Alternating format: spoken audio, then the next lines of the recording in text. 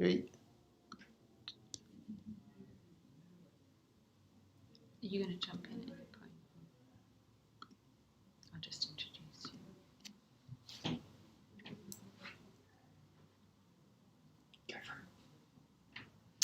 Hello everybody, and thank you ever so much for joining us today. It's great to have you with us, those that are able to join live, and I know that there will also be many people that will be catching up on this presentation at a later date. So yes, thanks for being available.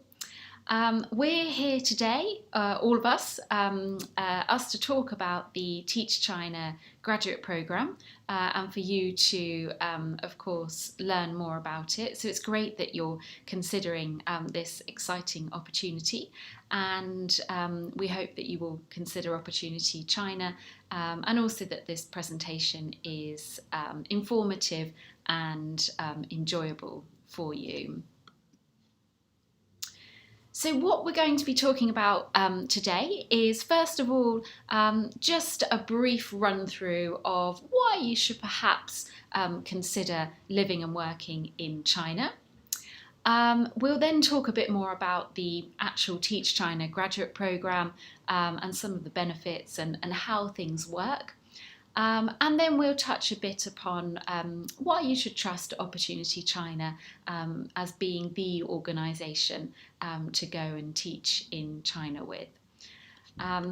So to start things off, we do have an introductory video, which I'm actually not going to play the full duration of now, only because it's a few minutes, but I do encourage you at some point to go to the About Us section on our website and to learn a bit more about Opportunity China as an organisation via our introduction video. So yes, do have a look at that when you're able to. So, introduction. So today the presentation will be conducted by myself. My name is Steph. I'm the operations manager here at Opportunity China, and I've been with the organisation for 7 years now. I have plenty of experience when it comes to the Chinese education sector, and my team oversee everything to do with the programme. So it's great to be here with you today. I also have my colleague who will be presenting part of the presentation. His name is Will. Will used to be a teacher in China, has since had many years of experience in the realm of Chinese education. And so yes, he'll be jumping in a bit to be delivering part of the presentation. Something that's been asked many times by people that inquire with us is about whether the programme will be running in light of COVID, and also the implications of that for start dates. We don't have a concrete start date or concrete information on when the Chinese borders are going to reopen, but we are anticipating, and it's an educated anticipation, is that mid-autumn will be the earliest start date viable to be entering China in 2021.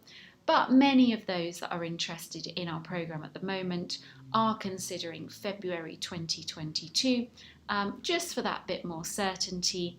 The Chinese government are, of course, being very cautious over imported cases of COVID, and everything to do with immigration policy is very much reflective of that.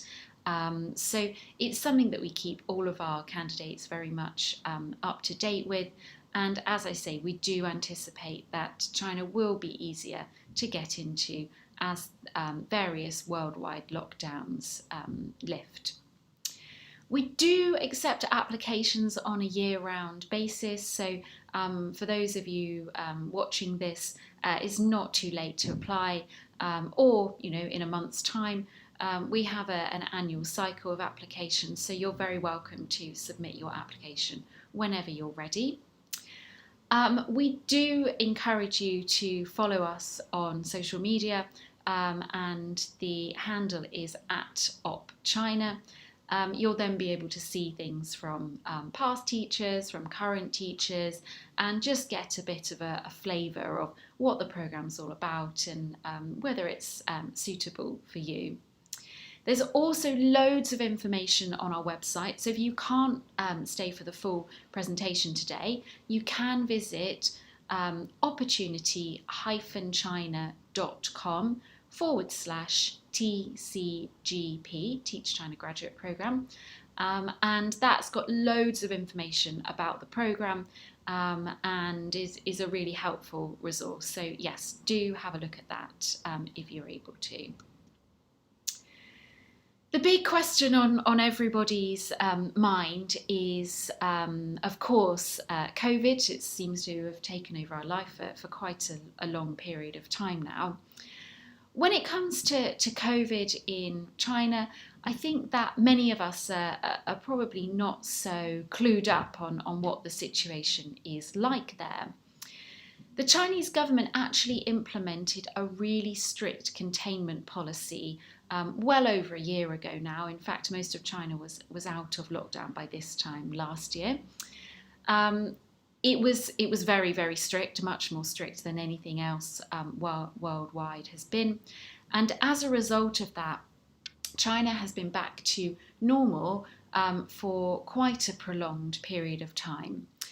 There have been, in the past year, there have been small localised outbreaks of COVID, most recently in Guangdong province.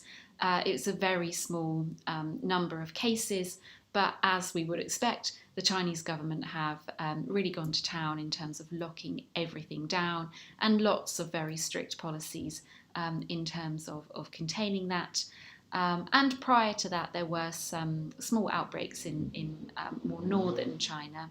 But as I say, in a country of 1.4 billion people, it really has been small and localised.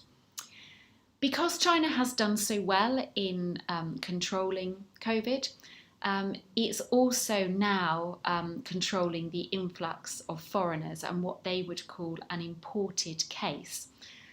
So that's why China technically is still shut to foreign people.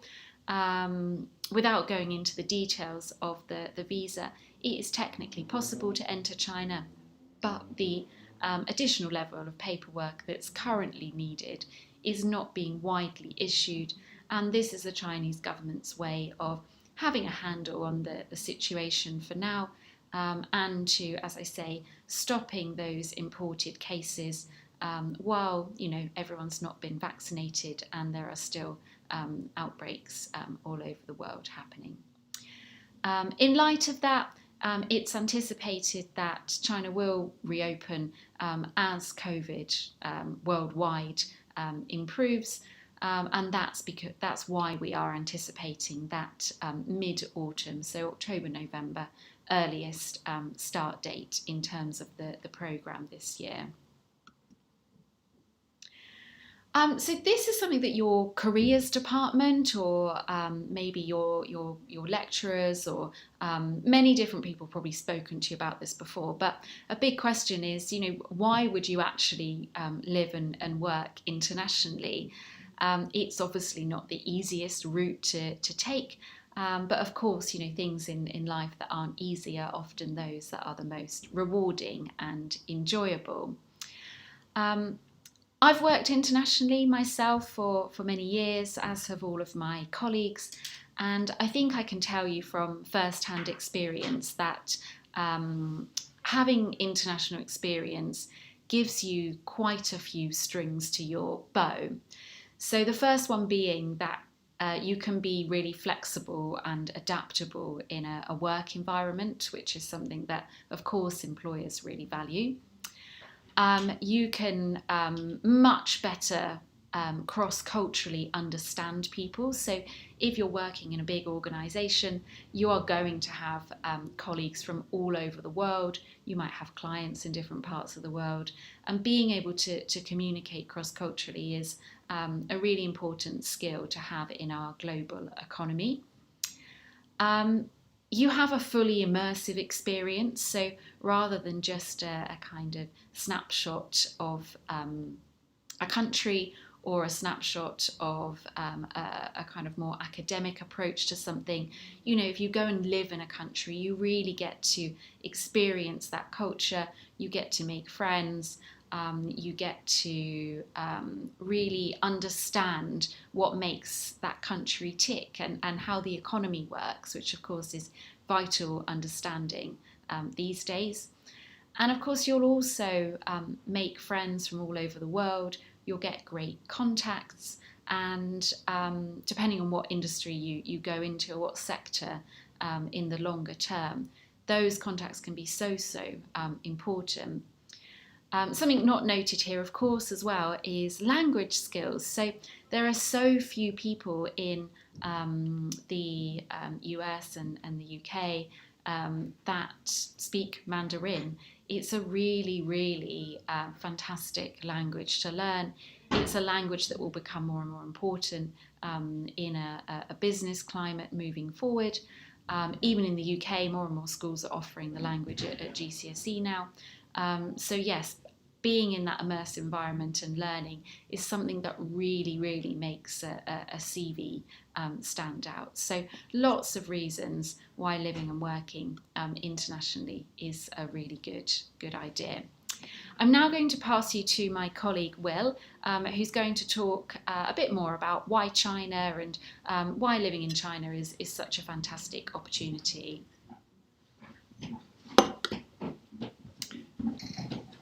Thank you very much, Steph. So, why live and work on the other side of the world in China?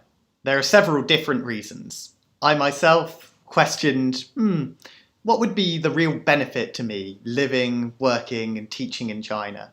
I'd spoken to my careers service before at university, having finished, about all of the benefits of living and working abroad, as Steph just mentioned. But there are countless options when it comes to teaching ESL. Whether that's Southeast Asia, Europe, South America, what makes China particularly special or particularly unique? Well, first of all, for me, it's the people. China is home to 1.4 billion people. That's 1/5 of the world's population. And amongst those people are some of the most welcoming, kind and generous people you could ever hope to meet. Certainly in China, it is a country with a great level of homogeneity. Of 1.4 billion people, 92% are Han Chinese, and almost the entire remaining 8% are some kind of ethnic minority Chinese. So going to China, you certainly will stand out. Now, when you arrive in China, people will be very curious. They'll want to take pictures with you, want to get to know you, be interested in your life, be interested in where you're from. They'll also want to welcome you and show their hospitality.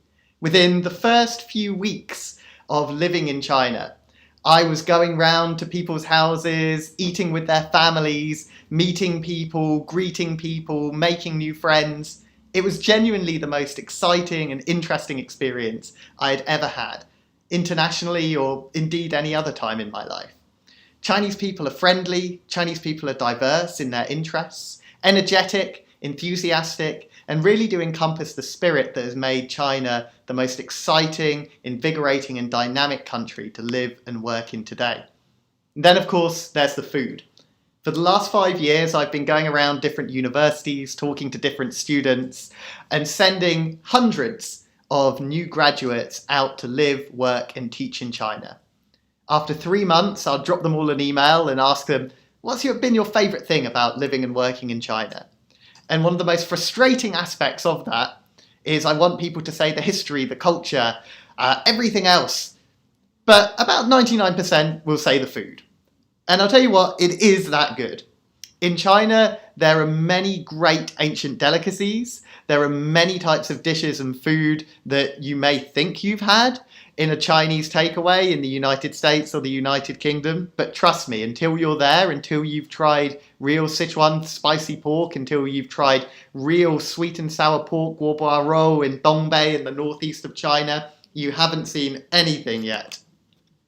And then there's my favourite aspect of China, which is the scenery. So China is home to every type of topography that you can imagine. It's a vast country, many times the size of Europe, from the snowy tundras in the northeast up towards Harbin, where you have the ice festival, where there are giant replica ice statues of Big Ben, of the Eiffel Tower on display throughout January and February, to the beauty and majesty of the Gobi Desert out in the west, heading down south to the Longji rice terraces, and also to the countless number of megatropolises that exist throughout China, and the different types of cities and cultures that go along with that. Speaking of which, there's also the scale to take into account. Within China, one of the smallest cities that we send teachers to is the city of Fourshan in the south of China, very close to Guangzhou, Shenzhen, and Hong Kong. The city of Fourshan is quite famous for being home to the legendary Ip Man, who many films have been made about, and who was the mentor to Bruce Lee, one of the spiritual homes of Kung Fu, but also one of the smallest cities in China that we send teachers to. Fourshan has a population of just over 7 million people, and that's one of our smallest cities, just 1 million shy of London. The largest city we send teachers to is Shanghai, with a population just under 18 million. These cities are bustling metropolises, full of life, full of energy. They're not places for those who are faint-hearted, not places for those who want to shy away and not really experience something.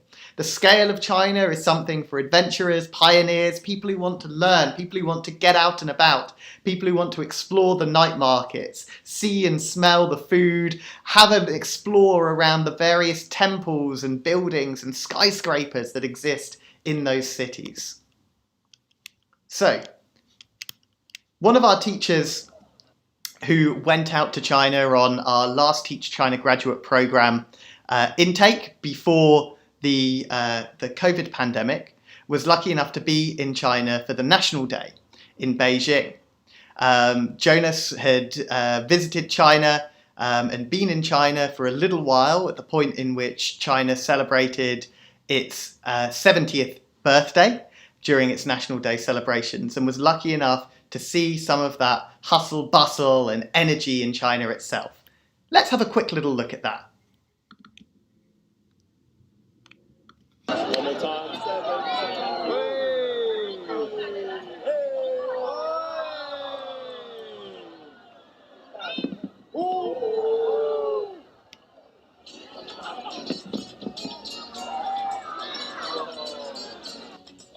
G'day guys, it's your boy J-Gurumi1 and I'm here in Beijing, China. Now today is a very special day. It's the 1st of October, Chinese National Day. So I thought I'd take you guys around town and show you a little bit about Chinese culture. So basically, the 1st of October is the day back in 1949 that Mao proclaimed the People's Republic of China. So now we've just been watching the parade on the TV. But yeah, we're just going to go explore and try to see some tanks, some soldiers. Let's check it out.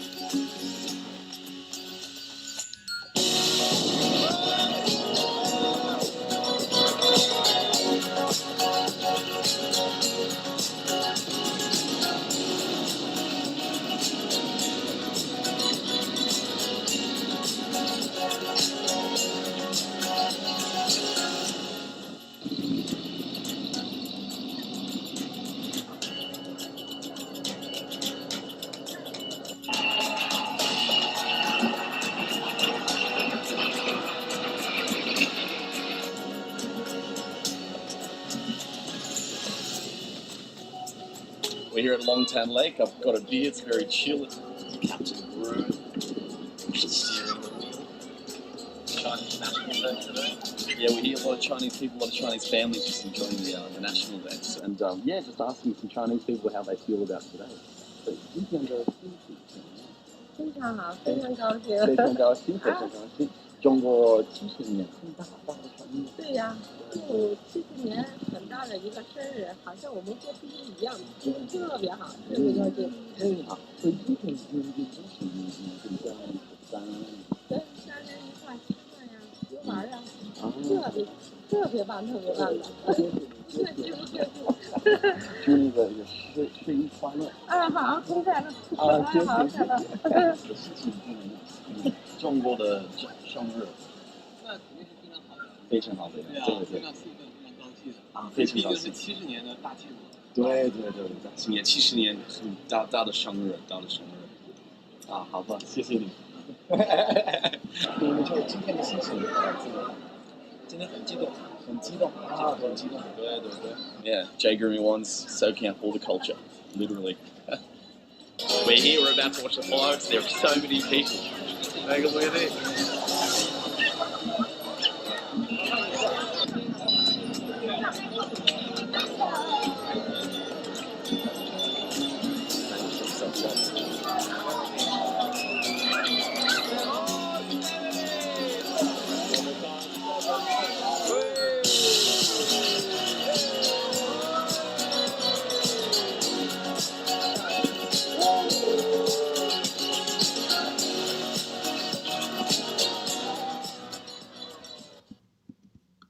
So there you can get a little bit of an idea of just how big the scale is in China of absolutely everything. Those are the National Day celebrations. You can see there literally hundreds of thousands of people taking out to those streets. You see the enormous celebrations that come out. That's the kind of energy which, on a very grand scale, is taken in a little bit more of a condensed style each day. To feel that level of energy, to feel that level of enthusiasm really is quite something. And it's something that you can't really experience in any other country. So when people ask me about why China, it's simply because of that. So let's take a look at education in China itself and the area where you're going to be working in. First of all, it's important to take a bit of a historical backdrop on education in China. China has over 5,000 years of continuous civilization. But since 1949 and the formation of the People's Republic of China, China has taken on a little bit of a new form and a new identity, a fresh continuation of its previous 5,000 years. Now, within that context, subjects such as humanities and creative subjects were often, and indeed still are often, seen as somewhat wasteful. China has very often taken quite a utilitarian view of education, in that something that will be of greatest value or greatest use to an individual to get a good job, to feed the economy, will be prioritised at all costs above passions, above joys, above things such as this. And this Soviet-style model that existed also in Russia at that time had a real emphasis on the study of precise skills. However, since the 1990s in particular, education in China has diversified at a staggering rate to go alongside China's opening up and reform. In the present day, China currently has over 300 million English language learners. Over 300 million English language learners. That is around 5 times the entire population of the United Kingdom are currently learning English. Partially, this is down to China's opening up to the world and reform to the world, encouraging more Chinese to go out to the world and to promote China to the world. But also, it is to do with that utilitarian attitude towards education that China has. English is now a core skill that Chinese people need in order to ensure their country runs better and improves. That traditional rote style of learning is still really heavily used though in China. Most things in education in China are taught as sciences, things that are taught to be memorized, drilled into a student's head. And this has really caused a lot of shortcomings when it comes to practical communication from many Chinese when they're going to university abroad, when they're teaching, when they are working abroad, or just when they're visiting. They'll know all the words, but not necessarily how to express them. And the authorities in China understand this problem and therefore require skills from the outside to not just teach their students English, teach them the right words, but also to help them really practice to communicate between one another, to have interpersonal connections and interpersonal human interaction and practice, as well as looking to help improve students' creative and critical thinking in that sense. In China, there are several different types of schools, some that are very familiar to us, and some that might be a little more unusual to us in the Anglosphere of English-speaking countries. We, of course, have public or state schools in China, which are government-run schools paid for by taxpayers. Within public schools, generally there are class sizes between 40 and 60 students in classes at various times. There are also private and bilingual schools, where students are taught in much smaller class sizes and taught curriculums a little bit different. There are international schools, which are designed for students to learn more international curriculums from various different ages. Private language centres, which is possibly one of the biggest diversions from Western Anglospheric countries, in which students will go after school to learn English in private language institutions, in malls, out on high streets, and learn from foreign teachers, most commonly in very small classes, sometimes as small as 1 all the way up to 20. And then, of course, there are universities throughout China as well. Now, with the Teach China graduate programme, all of our teachers are generally sent to either the public schools or to private language centres when they're starting off on an initial basis. Working within a public school or a private language centre, you'll have a great opportunity to get to know your students, to get to practice English with your students and to work with your students while they are at their formative stage. So between the ages of 7 through to 15, most commonly. Working with students of this age can seem intimidating at first, but I can tell you from first-hand experience that there is no greater joy nor any greater sense of achievement than working with students of this age. To give you a very short story, when I first went to China as part of the Teach China graduate program 8 years ago, I had no idea what to expect arriving in this country. I arrived, I saw many bright lights, I saw huge buildings, huge skyscrapers, all of this in a city called Shenyang in the northeast of China that I had never heard of 4 weeks beforehand. I arrived at a private language centre teaching children for the very first time, really teaching for the very first time in any meaningful way. I went in, I started having my classes, I was trained very well, but I still felt intimidated by this. There were lots of little people running around screaming, not listening to me properly, as I tried in vain to keep their attention. I started enjoying some of my classes. Some of my students illustrated a little bit more of a willingness to want to learn, a little bit more of a willingness to want to try. And there was one child in particular that I was met with, a little boy called Dazzle. In Shenyang in the northeast of China in the winter, it would get to around -30 during Christmas time, during the winter time. And so you needed to wear a lot of layers. And Dazzle's mum liked knitting, and before his classes she would always knit him various items of clothing. And he came into class for my first lesson I had with him in bright neon stockings that his mother had knitted for him. Brought his books in his hands, came in, dropped them on my table, looked me straight in the eye and said, "I don't like you." I thought to myself, oh my God, how am I going to deal with a child like this? Dazzle would play tricks on me each lesson. He would steal my pencils and I'd turn around and ask him to give them back, and then we'd start having an argument. I'd shout at him, he'd shout at me, he'd cry, I'd cry, and everything was terrible. But as we went on, I started thinking to myself, well, I've come to China not knowing what to expect. I've come to China having no teaching experience. I've come to China now feeling quite frustrated with this one child, whereas everything else seems to be absolutely fine.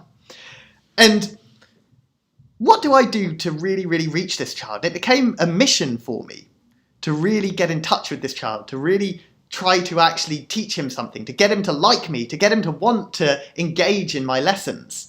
And so I noticed outside of each lesson, he would have a little book on public transport from around the world that he'd be reading with his mother. And I decided I would try to incorporate this into each of my lessons. So before each lesson, each Friday, I would go to a small toy shop in the mall where my school was based, and I'd buy a little car or a little truck. It was so cheap. And at the end of each lesson, I would say, well, at the beginning of each lesson, I would say to Dazzle, if you say this many words by the end of the lesson, then you'll be able to take home one of our public transport vehicles. And that eventually evolved into being the lesson itself would be an adventure on a form of public transport with Dazzle and Will. So we'd pretend to be on a London bus. We'd pretend to be in a New York taxi when we were doing our lessons. And Dazzle started talking more. He came out of his shell. He started interacting. He started enjoying the lessons as we did this. And when it came to 2-3 years later, I'd been able to take on a little bit more of a management role in my school, and I had no longer had so many classes I would teach. Except for Dazzle's, I would always still insist on having our classes together, no matter how busy I would be. And in our final class, Dazzle brought in a big box with all of the toys that we had had from it, and he gave it as a present to me before I left. I told him that I couldn't possibly accept it, but he insisted upon it, and that's still the greatest thing I've ever received. And so from going from a position of thinking, I don't know anything about China, I don't know anything about teaching, I hadn't even thought about this before 4 weeks ago when I saw a little random advert online after finishing my degree in politics and international relations, I had realised that, yes, I'd gained these great international experiences that my careers team had told me about from working abroad. But I'd also realised that I'd loved teaching, something that kind of came as a bonus to me. So no matter where you're working or what age group you're working with, remember that any doubts or any thoughts that you might have in your mind about whether you would enjoy this or not, you don't know until you've tried. And also, you can't have tried until you've failed. So, what's really important with this is ensuring that you persevere, that you move forward, and that you find the positives in absolutely everything. Now, as part of the Teach China graduate program, we offer full pre-departure training, both online and in person, helping you prepare for travelling to China and all of the various different administrative steps that requires, but also helping you and giving you training on teaching itself and on Chinese language. You'll have the opportunity to talk with current teachers in China before you leave your home country, and you'll also have arrival training and in-country support. The Opportunity China team will be there to support you no matter what and act as a bridge if you ever need our assistance. In terms of a salary package, we offer salaries from £1,400 to £2,000 plus per month. This is city dependent, and you've got to take into account as well the very low cost of living in China for things such as food, transportation. Even in a city such as Shanghai, you can take a taxi journey in the city that will be the equivalent of about 10 miles within the city, and that will end up costing you less than £10. So that's probably about a tenth of the cost of that, what would cost you in London for a black cab ride of that sort. Your housing is also provided, which is an apartment or a monthly allowance, which is given to you on top of your salary. Many of our students with this housing provision are able to save at least a quarter of their salary each month, sometimes up to 9/10 of your salary, depending on where you're living. There are international flight reimbursements or paid upfront flights, so you'll never incur the cost of your flight as long as you abide by all of the terms of your contract. Our schools also offer Mandarin lessons or provision to attain Mandarin lessons, performance and overtime bonuses, that pre-departure training that I mentioned earlier, and also social and cultural events with your colleagues in China, and also the opportunity to speak with other teachers on the program on a continuing basis. So in terms of a first day of work, we have many videos on our website that you can check out, as well as on our YouTube channel.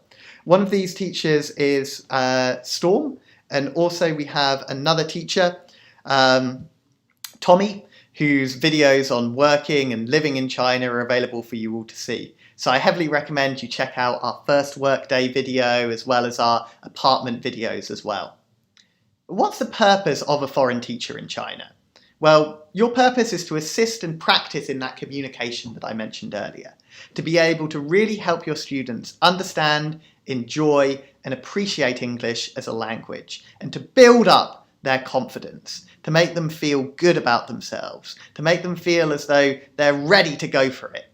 In China, they're sat there in rows of 40, learning by rote every day. They're not sure about their confidence or ability. They've not had that practice of communicating and speaking with a foreigner before. Be patient with them and build them up. This is a job that's great for people who really care about students, really care about making people feel good. And your job in that sense will also be to aid critical and individual thought. Get them questioning why they are answering what they're answering. Get them thinking about the language. Get them thinking about all of these different elements around them, as opposed to just simply repeating what you say. To improve pronunciation and grammar. Many of these students will be mistaught a lot of things by teachers who don't have English as their first language. For those of you who are perfectionists, for those of you who have a critical eye, this is a real keen area. To create an immersive and cultural experience from an early age, to share your culture, to share your ideas, to share your passion with your students is an excellent way of looking at that. And to introduce business English as a teen or adult, for those of you who are working with older students, to introduce more professional English styles to them. And with that, of course, comes certain personality expectations. We expect all of our teachers to be engaging, high energy and fun. You've got to be able to catch the attention of your students. If you're working in a language centre, it might be 4 students. But if you're working in a public school, you may need to catch the attention of 40 to 60 students. To create that immersive environment, that all-English environment around you. To be able to produce articles, to be able to produce decorations around your room that make students really feel as though they're in a passionate and workable environment. Also to take a differentiated approach, to realise that some students are different from others, to recognise strengths and weaknesses in your students, and to be strategic and tactical in terms of where you're putting them. To have a demonstrable passion for education and to be dedicated to your students. But also to have a level of culture and intelligence that makes you a little bit interesting, makes you a little bit different. We're not after people who are grey and boring. We're after teachers who have an exciting edge to them. Those who are from any background, from any level of experience, but who can hold a room. These are the kind of people that we really want and who China really wants. But of course, on top of all of that, there are professional practical expectations as well. Lessons need to be planned in advance. Student progress has to be lodged. You've got to be flexible and ready to adapt to last-minute changes. China is a country where you can be asked to do something or change your plan like that. And you've got to be someone who's willing to go, okay, I'm willing to do that, and be paid back in kind in the future. The people who do best in China are those who make short-term sacrifices and then are repaid by additional time off, by holidays, or by big treats. Once I took on an additional class for four weekends in a row, and worked all the way through that. Did a lot of work from that I wasn't expected to do, and I was rewarded by a week's holiday in Hong Kong, which was entirely paid for by my boss. So you get back when you put in, and you've also got to put the interests of the school first. You've got to be loyal. You've got to be someone who is willing to be passionate and part of a team. China is a collectivist society. It's a country where people believe in the collective over the individual. So you've got to be willing to show your loyalty and to show your enthusiasm for working as part of a team. And in that same sense, you've got to be able to keep a harmony. You've got to be able to, when there's a person in the office that you don't necessarily like, be able to manage that situation without being bitchy about it, without creating a fuss. We want people who want to keep that harmony, people who want to put the interests first of the collective, but also those who are individuals themselves, those who have great thoughts, those who have enthusiasm in that sense. In terms of accommodation, on the practical sense, this is either provided outright by the school or in the form of a monthly allowance. It's almost always a 1-bedroom modern apartment that's close to the school, or a modern 2- or 3-bedroom apartment, which is shared with another foreign teacher of the same sex or gender. Modern amenities will all be included, such as fridge, freezers, TVs, air conditioners, internet, Wi-Fi, If your apartment is above the 6th floor, you'll always have an elevator to be able to reach it. Some schools also cover your full utility bills, but for others in the graduate programme, you'll be responsible for paying. The cost is never more than £40 a month, and sometimes significantly less. You can get a little bit of an idea as to the type of accommodation that you can get in a first-tier city, again on our YouTube channel, from our teacher Storm, who takes you on a little tour of her apartment in Shenzhen, where the price for buying property is very high, but the price for renting property is actually quite low. And you're able to afford a nice studio apartment in the city centre of a metropolis of over 12 million people. So, what are the cities that we work in, and what are the differences? We work in a number of different cities across China, but some of the more famous ones that you might have heard of may include Beijing, the political and cultural capital of China, home to the Forbidden City, home to much of China's 5,000 years of civilization, much of the imperial homeland of China as well being based within Beijing. Beijing is a fascinating city, a city where the political centre of China is based. It's a city for those who are interested in history, interested in culture, those who really want to see the real China. It's a city that can get quite cold in winter and pretty hot in the summer. So it's a place for people who aren't afraid of the extremes in that sense. Beijing is a great city for people who are more individually minded as well. It has a great music scene, a great comedy scene. All of these elements make it a place for those who are a little bit more that way inclined. When it comes to Shanghai, this is for those who are internationally minded, those who enjoy an international city. Shanghai is very much an international city. If you want to get to know the real China, I would certainly say Shanghai is maybe not the one for you. But if you wanted to live in an international city like London, like Singapore, like Dubai, then Shanghai is very much China's example of that. Shanghai certainly does have some historic elements, such as the Bund and various other districts and areas. Shanghai is an interesting city for those who enjoy the high life of fashion and culture and glitz and glamour. But of course, you've got to think as well about the salary that you're going to be getting, and in a city like Shanghai, it's that bit more expensive. So if you're someone who fancies that type of thing, then Shanghai is definitely the city for you. However, Shenzhen, my personal favourite. Shenzhen, a city in the south of China, just across the border from Hong Kong, known as China's Silicon Valley, with all the glitz, glamour of Shanghai, but at 1/10 of the price. It's a city that skyscrapers dot the land. You can see them from miles and miles off. It's a city where you can visit the world's largest tech market. If you're someone who's interested in technology, there is anything you could wish to find in that particular place. It's also home to China's second largest stock exchange, many bars, clubs.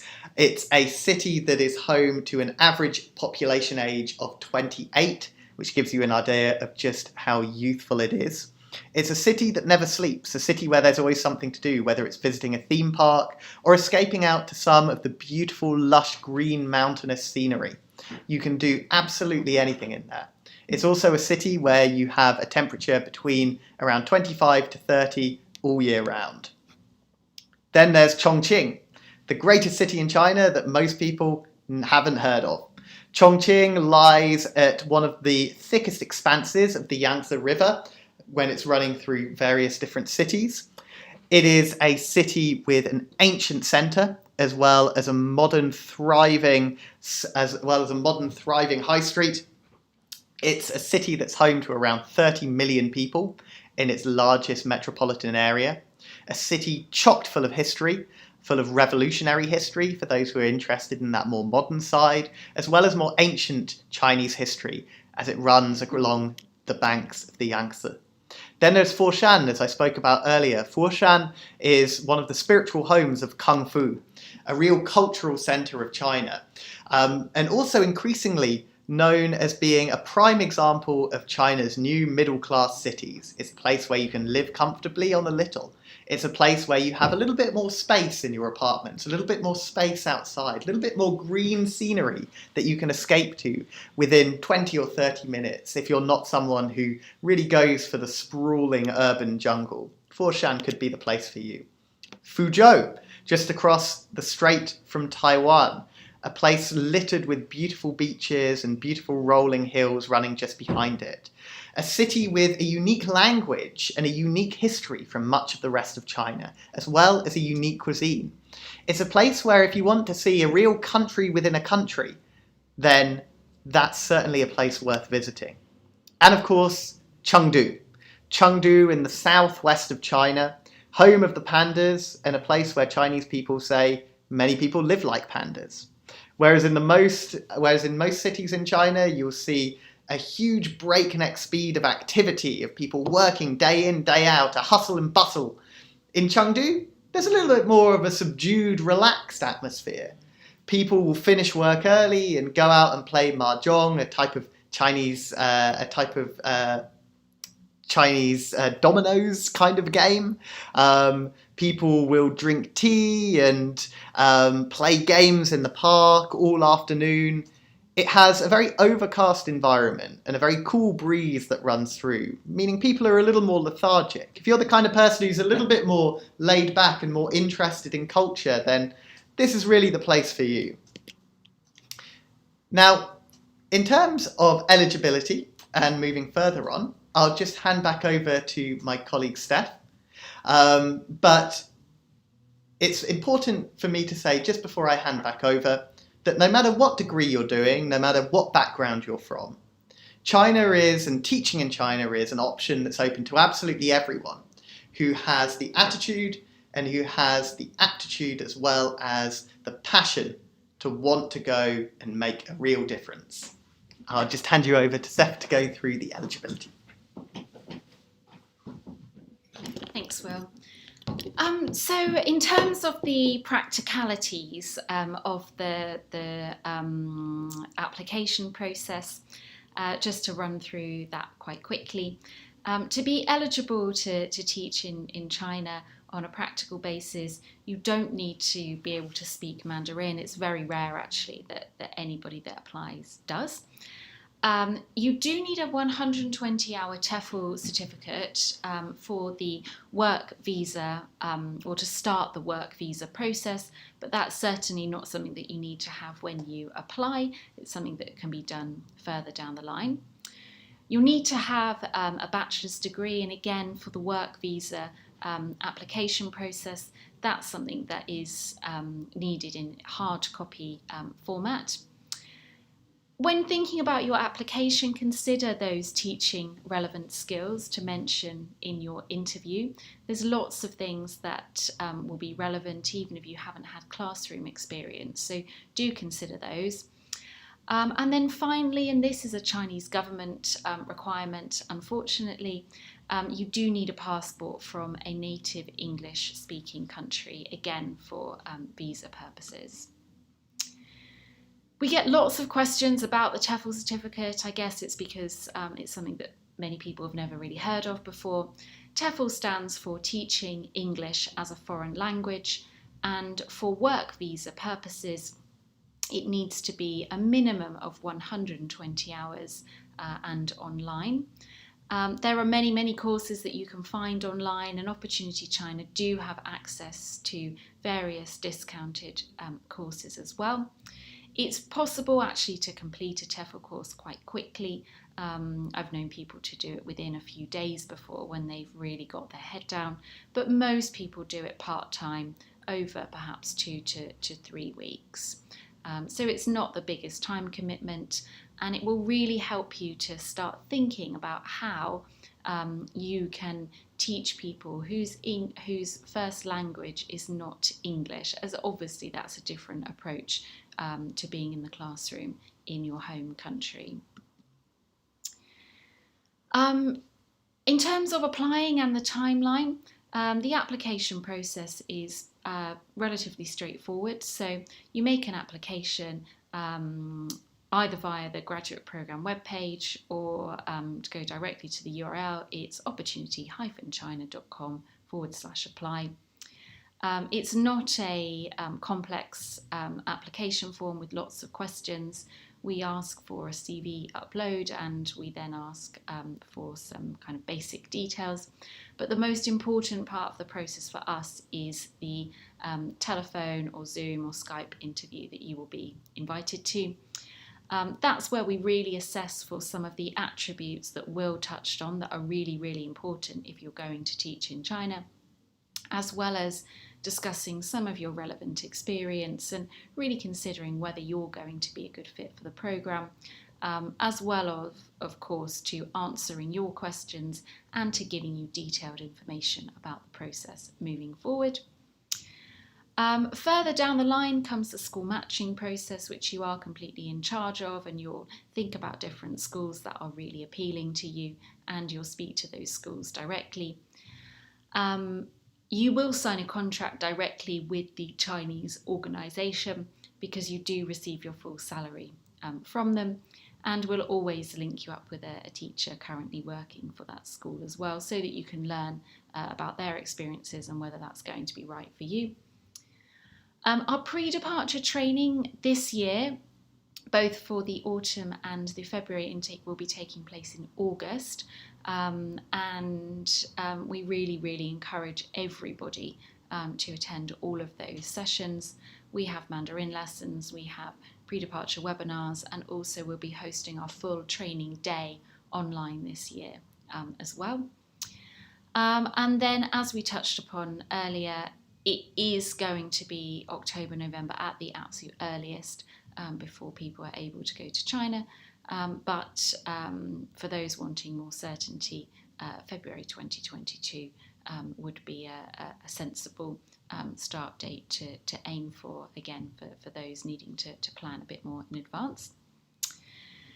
Just finally, a question that myself and colleagues are often asked during the interview process is, well, why Opportunity China? We've seen other companies that offer something really similar. So, you know, what stands out about your organisation, or why should I consider you? I can confidently say that Opportunity China is the most professional organisation for graduates, specifically that want to go and teach in China. We have many years of experience of delivering this programme, which gets very good feedback from those that have participated. All of our team have China experience at various levels of education. We have spent time in China. We have had, some of us, our whole careers have been China focused. So we are really well placed to support you and be able to answer your questions and do the best possible job that we can. Something quite important is we charge you directly no fees at all. So yes, there are fees for your work visa and for some of the visa related things. Some of those are reimbursed by schools. But we as an organisation do not charge you a penny, and we give excellent support. There are always people on the end of a phone call or an email.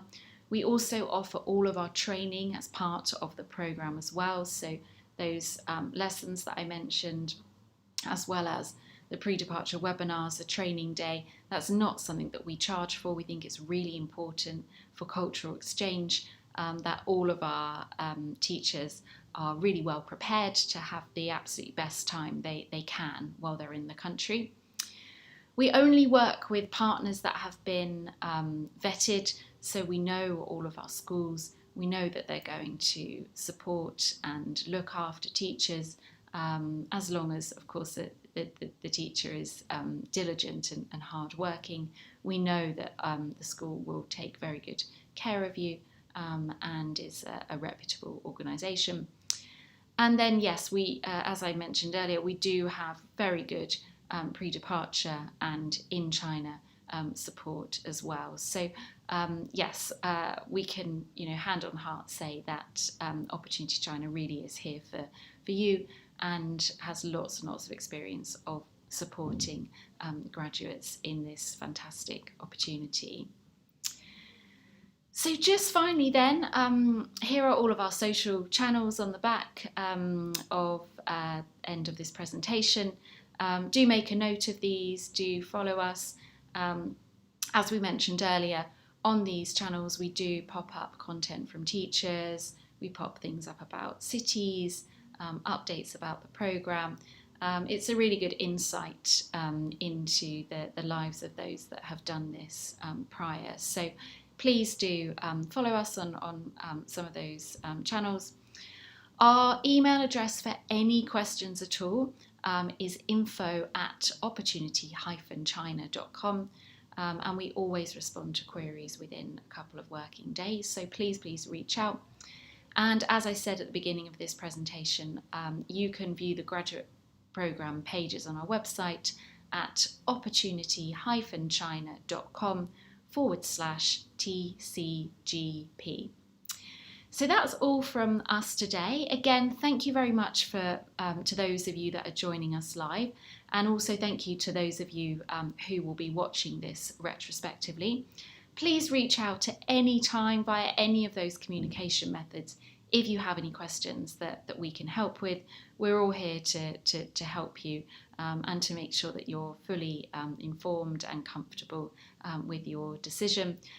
It's a fantastic opportunity. China's a fantastic country, and yes, I couldn't recommend it enough. So have a think about the content of our presentation today, and yes, do reach out if you have any questions at all. Thank you very much. Bye-bye.